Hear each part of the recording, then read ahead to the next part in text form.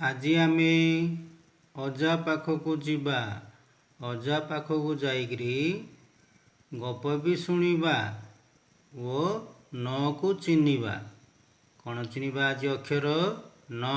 କ'ଣ ଚିହ୍ନିବା ଅକ୍ଷର ନ। କ'ଣ ଚିହ୍ନିବା ଅକ୍ଷର ନ। ପ୍ରଥମେ ନକୁ ଚିହ୍ନିବା, ତାପରେ ଅଜା ଠାରୁ ଗପ ଶୁଣିବା।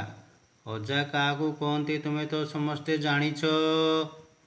ତୁମ ମାର ବାପାଙ୍କୁ ଅଜା କୁହାଯାଏ। ତୁମ ମାର ବାପାଙ୍କୁ ଅଜା କୁହାଯାଏ। ତୁମ ବାପାର ବାପାଙ୍କୁ ଜେଜେବାପା କୁହାଯାଏ।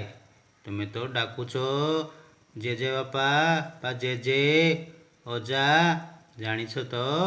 ଚାଲ ଅଜା ଠାରୁ ଆଜି ନ ଶିଖିବା। କ'ଣ ଶିଖିବା? ନ। ଅଜାର ନାକକୁ ଦେଖ। ନାକ ଉପରେ ଅଛି କ'ଣ? ଚଷମା। କ'ଣ ଅଛି? ଚଷମା। ତମର ବି ନାକ ଅଛି ନା? ନାକ। କ'ଣ ଉଚ୍ଚାରଣ ହେଉଛି? କ'ଣ ଶୁଭୁଛି? ନାକ। ପ୍ରଥମେ ଶୁଭୁଛି ନ। ଏଇଟା ହେଲା ନ। କ'ଣ? ନ। ଆମର ନଖ ଅଛି। ଦେଖ ଅଜା ତାଙ୍କ ନଖରେ ଦେଖେଇଛନ୍ତି ନ। ନଖ ନ। ନ। କ'ଣ ଏଇଟା? ନ। କ'ଣ? ନ। କ'ଣ? ନ। ଅଜା କନକକୁ ଗପ କହୁଛି। ଏ ଝିଅର ନାଁ କନକ। ଏ ଝିଅର ନାଁ ମିତା। ଅଜା ଠାରୁ କନକ ମିତା ଗପ ଶୁଣିବାକୁ ବସିଛନ୍ତି ଓ ନ ମଧ୍ୟ ଚିହ୍ନିବେ। ଦେଖ ଏଇଟା ହେଲା ନ। କନକ ମଝିରେ ଯେଉଁଟା ଅଛି ନ। ଚିହ୍ନିଲେ ନା ନ? ଆମେ ନକୁ ଚିହ୍ନିଲେ। ବର୍ତ୍ତମାନ ଅଜାର ନାକରେ ଅଛି ବି ନ, ନଖରେ ଅଛି ବି ନ, କନକର ନାଁରେ ବି ଅଛି ନ। ଆମ ପାଖରେ ମଧ୍ୟ ନାକ ଅଛି, ନଖ ଅଛି, ତା ଅର୍ଥ ଆମ ପାଖରେ ମଧ୍ୟ ନ ଅଛି। ଚାଲ ଏଠାରେ କେତେ ଗୁଡ଼ିଏ ଅକ୍ଷର ଲେଖାଯାଇଛି, ସେଥିରୁ ବାଛିବା ନ। ନକୁ ଗୋଲ କରିବା। ଦେଖ ଏଇଟା ନ। ଦେଖ ଏଇଟା ନ। ଦେଖ ଏଠି ମଝିରେ ନ ଅଛି। ଏଠି ବି ଦେଖ ନ ଅଛି। ଏଠି ବି ଦେଖ ନ ଅଛି। ଏଠି ବି ଦେଖ ନ ଅଛି। ଏଠାରେ ବି ଦେଖ ନ ଅଛି। ଅଛି ନା? ଆଉ ସମସ୍ତେ ନକୁ ଗୋଲ ବୁଲେଇବା। ଆମେ ସବୁ ନକୁ ଗୋଲ ଦେଲୁ। ବର୍ତ୍ତମାନ ନକୁ ଚିହ୍ନି ପାରିଲୁ। ଚାଲ ଆକୁ ଦେଖି ଦେଖି ଧୀରେ ଧୀରେ ଲେଖିବା।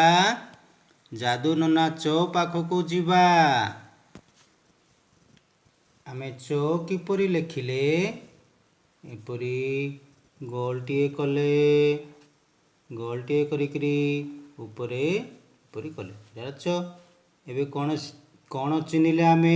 ନାକରେ ନ ଚିହ୍ନିଲେ। ନ ଲେଖିବା।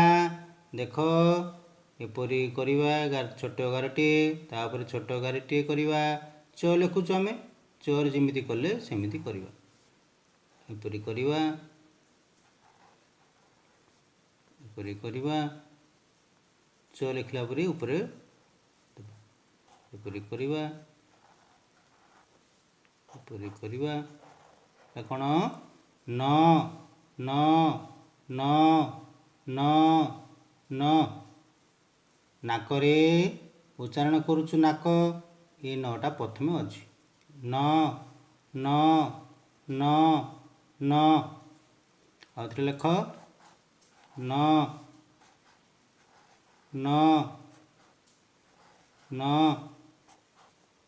ନ। ନ। କିପରି କଲି ମୁଁ? ଏପରି କଲି, ଏପରି କଲି, ଉପରେ ବୁଲେଇଲି। ଏପରି କଲି, ଏପରି କଲି, ଉପରେ ବୁଲେଇଲି। ବା ଏପରି କଲେ ବି ହେବ, କିନ୍ତୁ ଅଭ୍ୟାସ କରିବା। ହାତ ନ ଉଠୁନୁ, ଧୀରେ ଧୀରେ ଲେଖିବା। ବୁଝିଲ? ଏଟା କ'ଣ ସବୁ? ନ। ତୁମେ ଅଜା ଠାରୁ କ'ଣ ଶିଖିଲ ଆଜି? ନ ଶିଖିଲ। କ'ଣ ଶିଖିଲ ଅଜା ଠାରୁ? ନ ଶିଖିଲ। ସବୁ ଲେଖିଦିଅ ତାପରେ ଗପ ଶୁଣିବ।